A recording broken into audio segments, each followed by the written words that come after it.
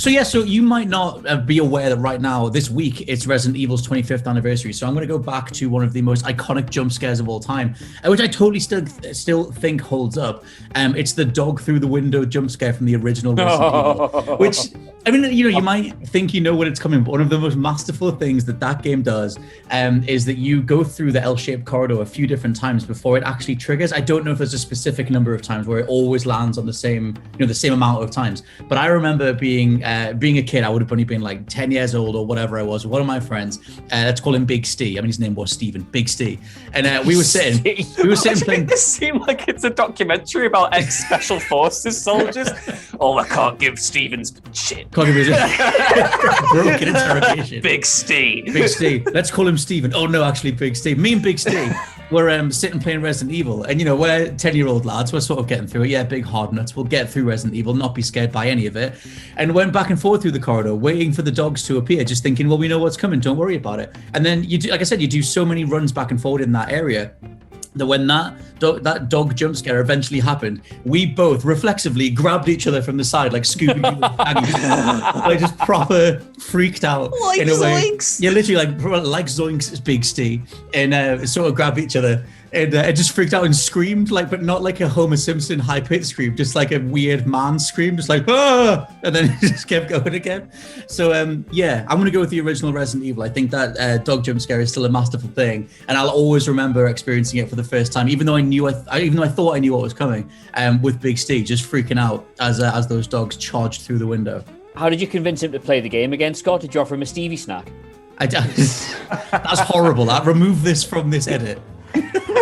Before I start, I need to apologise for my conduct in this incident because it's not a thing I'm particularly proud of, but it happened because of stress. So, I did not go to the kind of school where you got to go on many big exciting school trips, but there was one France trip offered to every, you got to go in year 8 on the France trip. That was the big thing they told. So you started in year 7, next year you get to go on the France trip, so don't mess up, right? Ours was New York. So we took, God, what?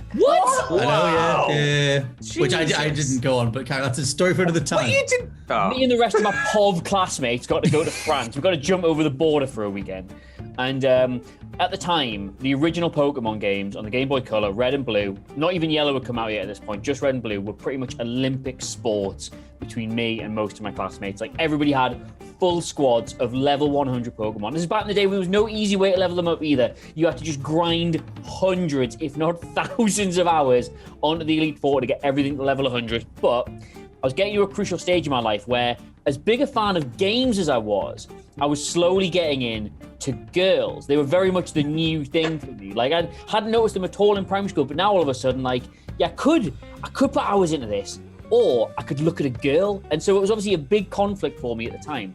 And as you can imagine, getting your first trip away, basically, you spend the whole time just following girls around. Mad lad. Yeah, exactly. It's a new experience for you. But we did still find lots of important time to have these Pokemon games using the old link cable as you do. So anyway, on the bus back, we'd been talking to these two girls the whole school trip. We'd never looked at us twice in school, but on this trip, there was maybe a little something there. Me and my friend Ian we've been talking to these two girls, and I've been trying to remember their names all day, and I can't. So I'm really sorry about that. I can't remember their names.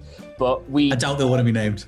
No, we'd been talking in the whole school trip, and they were like, could we play Pokemon on your Game Boy? And we were like, yeah, of course you can. We've got these amazing games. So we gave them to them. We showed them how to play it. You just go here and there's a battle and stuff like that. Oh, cool. Do you mind if we play it on the bus home?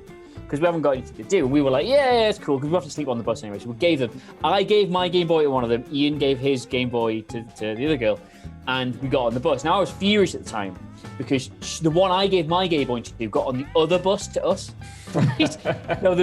Anyway, about a long time into this drive, one of the other lads goes, anyone want a battle? I've got the link cable. Anyone want a battle? And he goes, oh, yeah. Ian goes, I'll just go get my Game Boy, right? Comes back, sits down, clicks it on, and then just puts his head in his hands and starts sobbing. Right? Because she hadn't gone on his game. She'd gone on a new game. He'd lost a 500 hour save with 10 or 15 level 100 Pokemon. And it had just been, so clicked on it now. It was continue.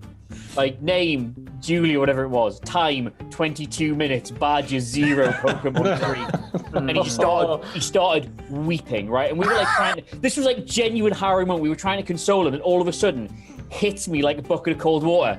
someone's got your Game Boy as well. They're on another bus. So I had to wait about 12 hours until we stopped after we got off the Eurostar, the train that goes from France. I had to wait until we got off that and we got in a service station, and I ran up to her and I shook her by the shoulders. I was like, "Where's my Game Boy? Where is it? Where is it?" She was like, "It's on the bus." Get it now! I really freaked her out. But it was fine. She hadn't overwritten it. It was absolutely fine. I apologise later for scaring her, but I was like, you got to imagine I was sat on this bus for hours like, she's overwritten it. I've got no way of finding out. No mobiles, nothing. Couldn't find out. Genuinely, he was in floods of tears. I would have been worse. I would have killed her. I would have lanced her through this year 8? This is year 8, yeah. Oh, God.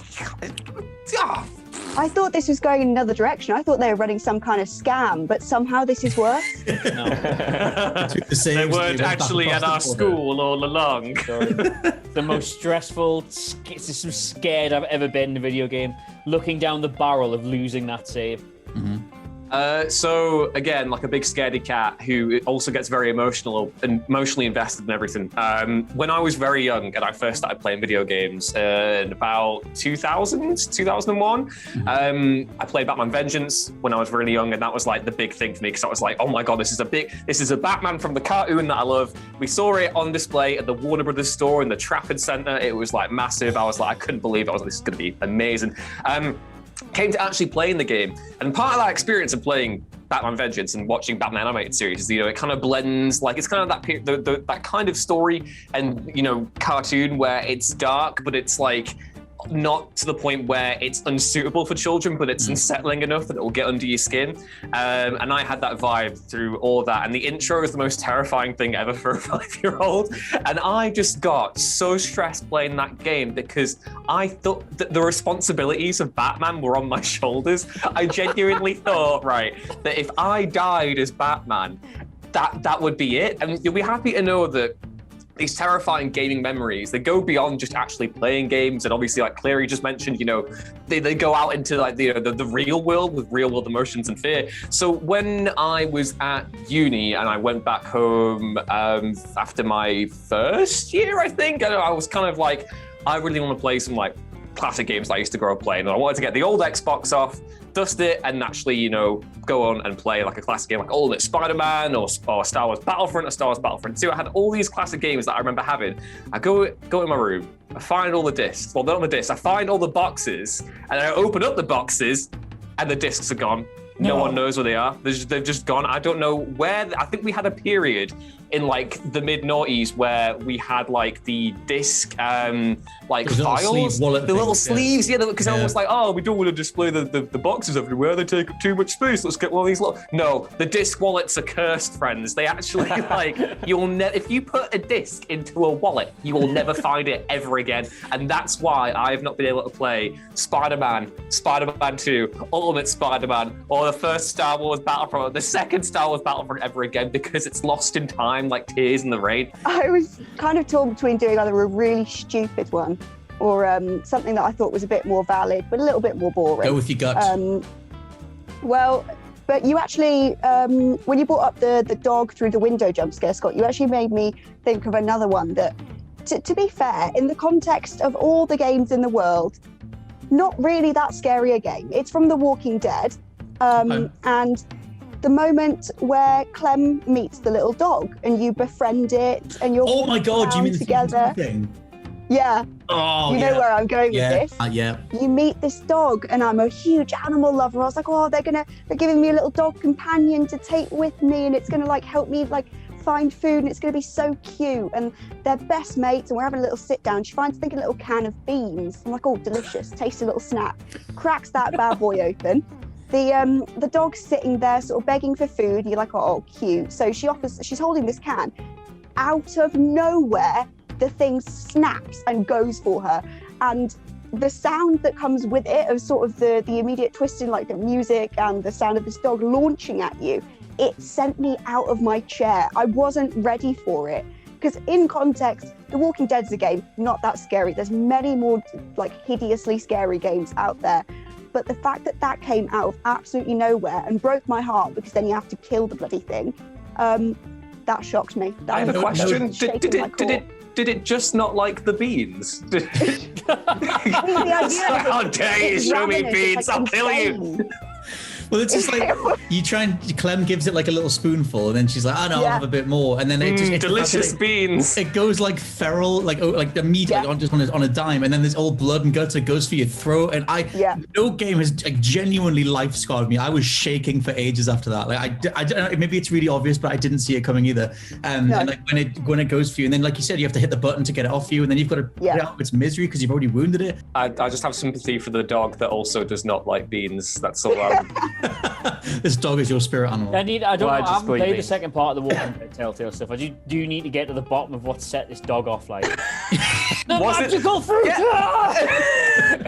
Kill you! I'll kill you! Well, when I was 5 years old, I was really into two things. One, Spider-Man, and two, get-rich-quick schemes. So when I heard Who Wants to Be a Millionaire, the game was coming out on PlayStation 1.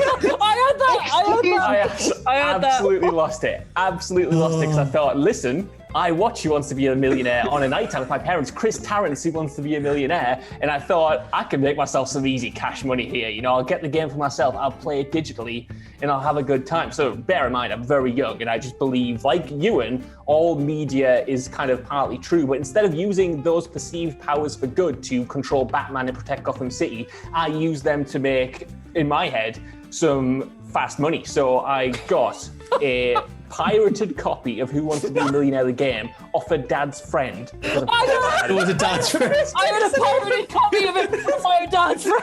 Everyone's got your dad's probably friend. the same sauce. It was probably the same sauce. But anyway, you know, we need to do a video on chipped video games or something. Oh, yeah. Always your uncle or your uncle's mate or your dad's friend. With that weird someone who's never going to be at the Christmas dinner table, but you know really well anyway. Yeah. And that's where you get the DVD wallets for them, man. That's where they all come from. It all comes back to them.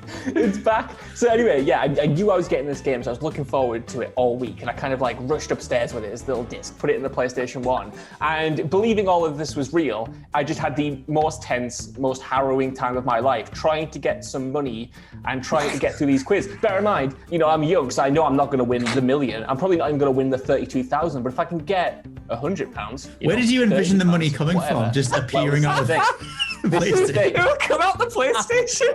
You had this, money. I assumed I had one of those tellies with a DVD slot in it. So I assumed when I won, the money would come out the slot like an ATM machine. When that didn't happen, I was just gone and I was broken. And if there's a villain origin story for me, it's this entire experience. Is this this is where this all came from? Not being getting the actual satisfied. money, being disappointed and never putting my trust in anything or anyone. Again, because it was harrowing. If I could go back in time, Interstellar style, I would load that TV full of cash. I would open the front of it up for you. Change the whole sort life. of like the fact that you had enough reasoning in your head to know, I'm little, I'm not going to win the million. But you didn't think like, well, when I do obviously win £100, that's going to come out of the DVD slot, right? Like, where did you... Mom, Dad, no, I've won £100 on Who Wants to Be a Millionaire, but no money's come out of the telly. Well, it wouldn't, would it, son? You bloody idiot. 1-0.